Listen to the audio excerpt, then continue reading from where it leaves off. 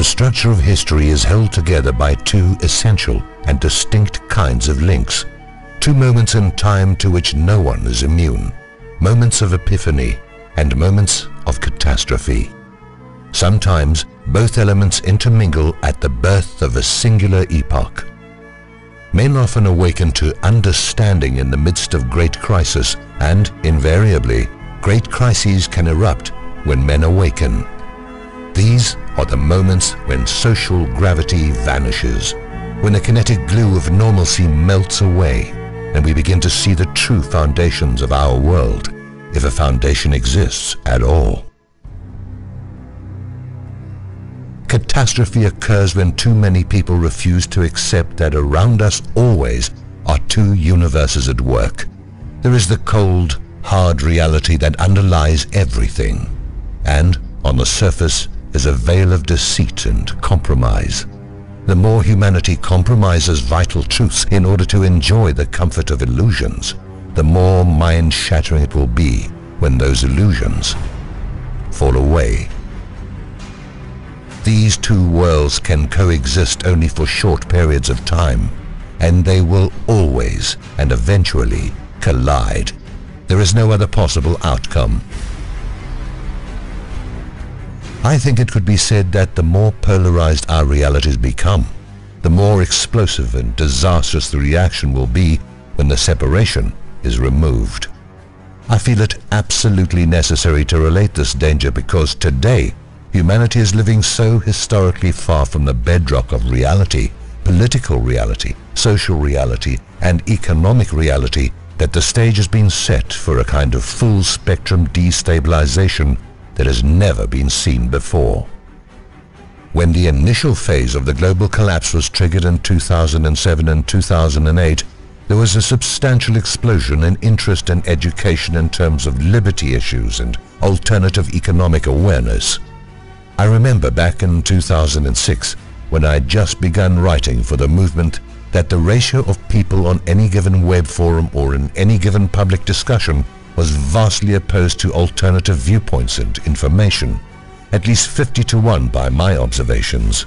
We were at the height of the real estate frenzy. Everyone was buying houses with money they didn't have and borrowing on their mortgages to purchase stuff they didn't need. Life was good.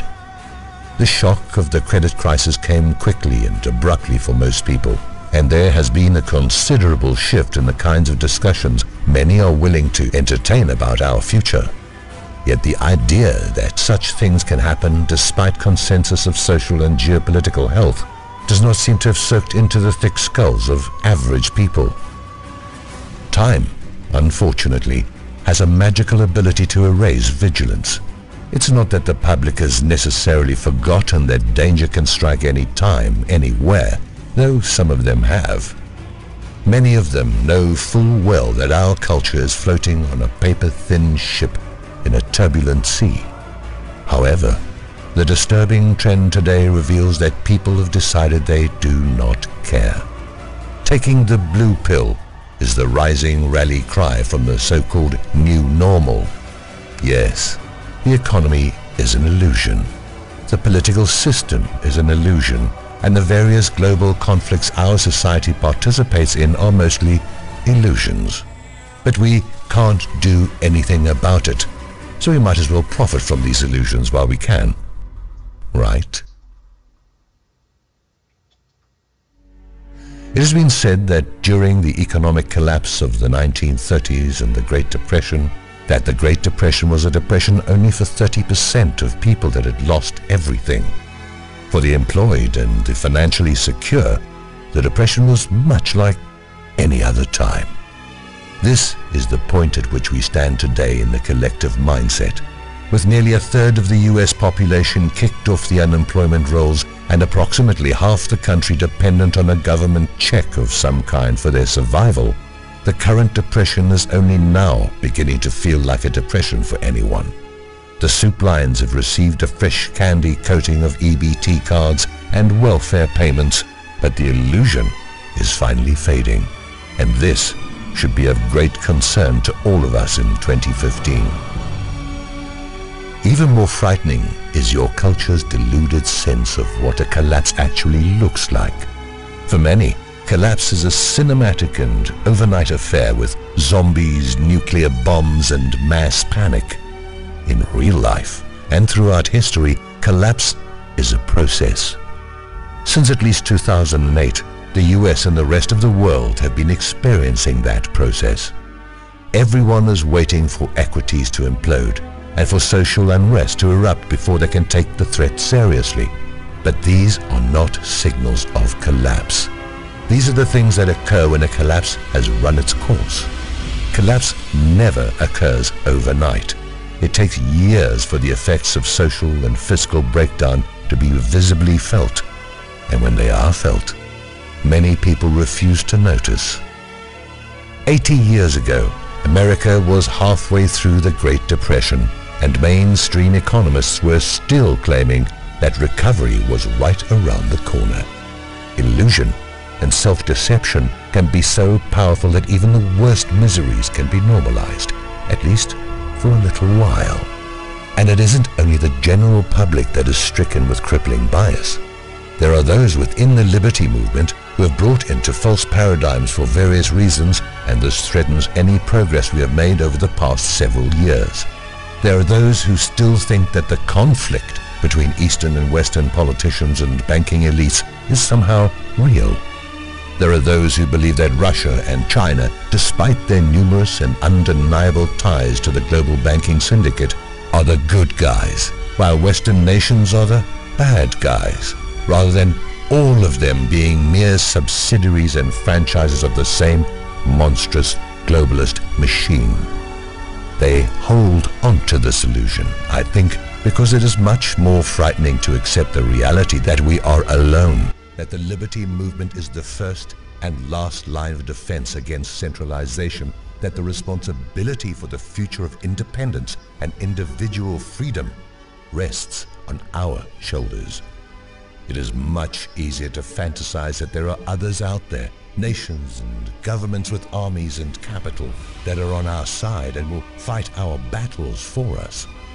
This illusion will be a painful one for many in the movement as they begin to realize that the East is actually working in tandem with international financiers instead of working against them. There are also those in the liberty movement who cling to the notion that the fight against globalism will be won without physical conflict. They believe that if we simply protest long enough, play the political and legal game long enough, nullify long enough, refuse to participate long enough, that the elitist edifice, an edifice which has existed for centuries and has manipulated historical precedents for just as long, will suddenly disappear in a puff of fairy dust. The first problem with this strategy is that it relies on the assumption of time. Sure, anything is possible given ample opportunity. Perhaps the movement could grind away at the New World Order over the course of several decades until the majority of the masses are awake and aware, which is exactly how long it would take. However, I think it infinitely foolish to presume that we have decades to accomplish this task. If the past has shown us anything, it is that tyranny does not respect reason and, at a certain point, couldn't care less about image. Tyranny respects only power. It does not respect the protestations of ants it can crush underfoot, but it will make a wide path around the rattlesnake ready to strike. While there is utility in the pursuit of intellectual and philosophical combat, if you are not willing to be the rattlesnake as well, then you are not going to effect change against such an opponent. You will eventually be stepped on. The refusal to accept responsibility for one's own defense is yet another product of fear. Fear that the enemy is too powerful, that all resistance is futile. But resistance is only a assured failure if resistance is never undertaken. Sheeple defeat themselves with their own minds before they ever stand up, and so they never stand. This is the only reason totalitarian elements ever achieve success. Again, Many in the liberty movement are going to face a rude awakening when they realize they have relied too much on the notion of the system policing itself, instead of preparing for the worst-case scenario.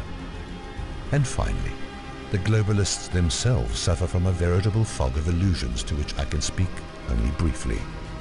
We are stepping over the threshold of an age that will shatter the illusions of everyone, and the internationalists are no exception.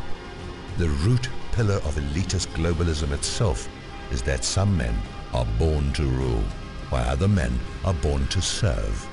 Some men are born kings and other men are born slaves.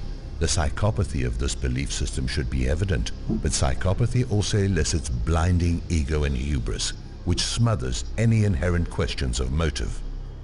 I do not think the elites ever actually consider the validity of their own philosophies. I am relatively certain their manner of viewing the world is much like that of a cult, a religious sect driven by the brutality of zealotry rather than the empowering nature of understanding. Such men cannot be reasoned with. The illusion of rightness is far more important to them than actual truth, and this is their greatest weakness. Hidden under all the posturing and power-grabbing, deep in the recesses of their own assumed omnipotence, I sense an ever-present terror within the globalist culture. I sense a brand of terror that comes only from the seed of doubt.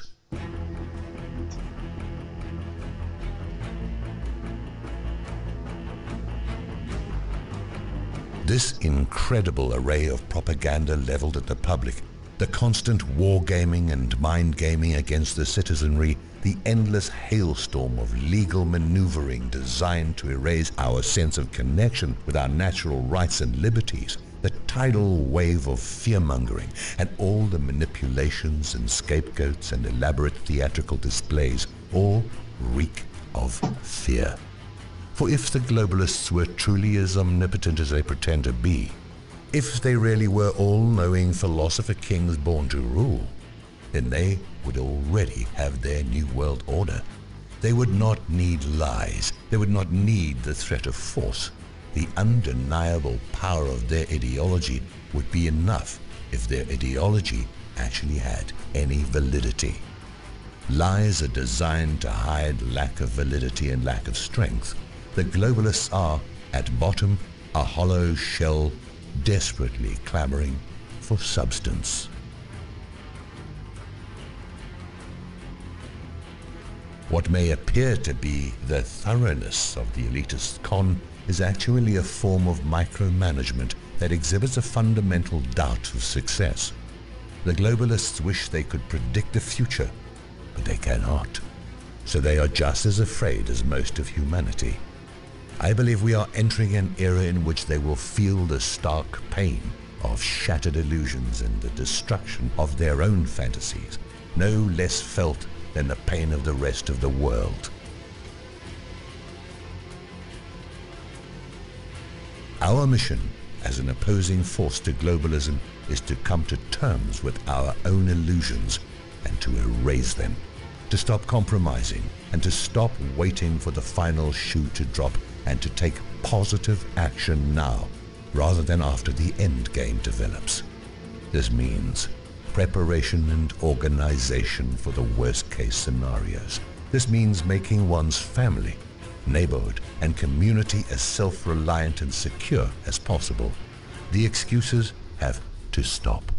The distractions and intellectualized silver bullet solutions have to stop. Hard work and risk are all that is left, all that matters. If we do this, and if we do it now, then victory is possible. In any contest of strength and will, he who knows himself best, he who sheds all illusion, will be the winner.